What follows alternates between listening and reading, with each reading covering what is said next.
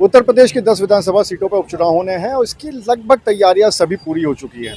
लेकिन अगर हम कानपुर की सीसामऊ सीट पे बात करें तो यहाँ पर सबको इंतज़ार इस बात का है कि आखिर यहाँ से बीजेपी का प्रत्याशी कौन होगा, क्योंकि जो मुख्य पार्टी जिनके बीच में यहाँ पर लड़ाई है वो बीजेपी और समाजवादी पार्टी है। कांग्रेस समाजवादी पार्टी के साथ फिलहाल गठबंधन में है और बसपा तीसरे नंबर की पार्टी यहाँ पर शुरू से रही है। तो अगर बीजेपी की बात करें तो बीजेपी के इस बात का इंतज़ार है कि आखिर यहाँ पर प्रत्याशी कौन होगा, क्योंकि समाजवादी पार्टी ने अपना प्रत्याशी घोषित कर दिया है। पूर्व विधायक इरफान सोलंकी की पत्नी नसीम सोलंकी को इस सीट पर प्रत्याशी घोषित किया गया है। अब अगर कानपुर की बात करें तो यहाँ की सीट पर बीजेपी की तरफ से तकरीबन 60 से 70 नाम गए थे। उनमें से छटते छटते वो पैनल 15 पे अटका, 15 से 10 पे अटका, 10 से 3 पे अटका और अब जो हमारे सूत्र बता रहे हैं वो ये कि बीजेपी ने तकरीबन नाम फाइनल कर दिया है। अगर हम यहाँ पर बात करें तो इस बार सीसामऊ सीट से पूरी इस बात की उम्मीद है कि बीजेपी कोई दलित या पिछड़ा वर्ग से ही प्रत्याशी उतारने जा रही है। इस पे सिर्फ बीजेपी के ही लोगों का नहीं, यहाँ तक कि समाजवादी पार्टी के नेताओं का भी ये मानना है कि बीजेपी इस बार कोई दलित या पिछड़ा वर्ग से प्रत्याशी उतारेगी। और ये बात तब और ज़्यादा साबित होती है जब समाजवादी पार्टी के विधायक ने इस बात की पुष्टि की है सूत्रों के आधार पर। उन्होंने क्या कहा है, चलिए आपको वो सुनाते हैं।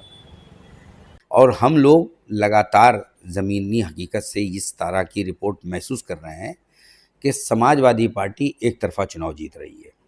इन लोगों ने घबराकर, जो मेरा अपना पॉलिटिकल असेसमेंट है, ये पहले तो मैं समझता था किसी ब्राह्मण चेहरे को उतारेंगे, लेकिन इन लोगों को पीडीए से इतना डर लग गया है कि पीडीए इनको रात में सोते और दिन में जागते पीडीए ही दिखता है।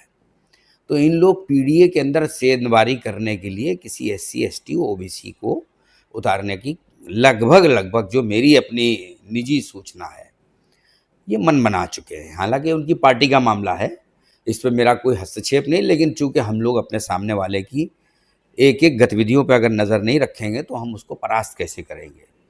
तो हमारे भी जो सूत्र हैं उन सूत्रों के से हमको ये एहसास हो रहा है कि इन लोगों ने जो कैंडिडेचर है वो पीडीए के बीच में से हमारे पीडीए को कमज़ोर करने की नाकाम कोशिश के उद्देश्य से ये इन लोगों ने ये कोशिश की और इनके प्रत्याशी तय हो गए हैं और उनकी घोषणा जैसे चुनाव की घोषणा होगी उसके एक आध दिन आगे पीछे हो जाएगी।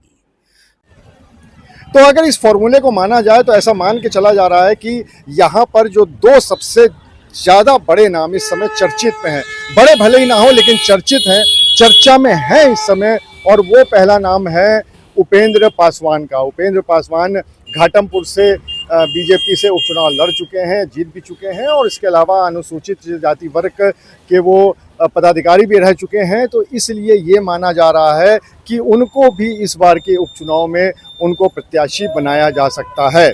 इसलिए भी क्योंकि अगर हम सीसामऊ सीट की बात करें तो इस सीट पर सबसे ज़्यादा मुस्लिम वोटर हैं और दूसरे नंबर पर जो आते हैं वो दलित और पिछड़ा, ये वर्ग अगर पूरा मिला लिया जाए तो उनके वोटर हैं और इन्हीं से नेक टू नेक जिसे कहते हैं उसको मिला लिया जाए तो ब्राह्मण है। तो इस सब को देखते हुए अभी तक लगातार कई वर्षों से बीजेपी ब्राह्मण प्रत्याशी उतार रही थी इस सीट पर, लेकिन जीत उसको नसीब नहीं हो रही थी। और शायद इसीलिए एक पीडीए को देखते हुए, एक यहाँ के समीकरणों को देखते हुए, एक लोकसभा में जिस तरह से बीजेपी की सीटें घटी हैं उसको देखते हुए, इन सब चीज़ों को अगर देख लिया जाए तो ऐसा माना जा रहा है कि हो सकता है कि इस बार दलित या पिछड़े वर्ग से कोई प्रत्याशी हो और उसमें उपेंद्र पासवान का नाम सबसे आगे है। इसके अलावा जो दूसरा नाम सामने आ रहा है वो आ रहा है महेश वाल्मीकि का। यहाँ के वो वाल्मीकि जो समाज है, जो काफ़ी एक बड़ी संख्या में वोटर है सीसामऊ में, उसका प्रतिनिधित्व करते हैं, पहले भी चुनाव लड़ चुके हैं, विधायक भी रह चुके हैं। इन सब को देखते हुए भी वो भी इस पूरी रेस में नेक टू नेक चल रहे हैं उपेंद्र पासवान के साथ में। तो अगर इन दोनों की बात मान ली जाए तो ऐसा सूत्र हमारे बता रहे हैं कि बीजेपी लगभग फाइनल कर चुकी है अपना प्रत्याशी।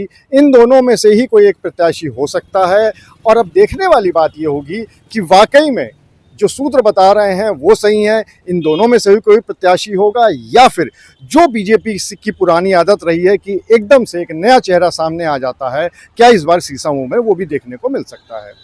अनुराग अग्रवाल, TV9 कानपुर।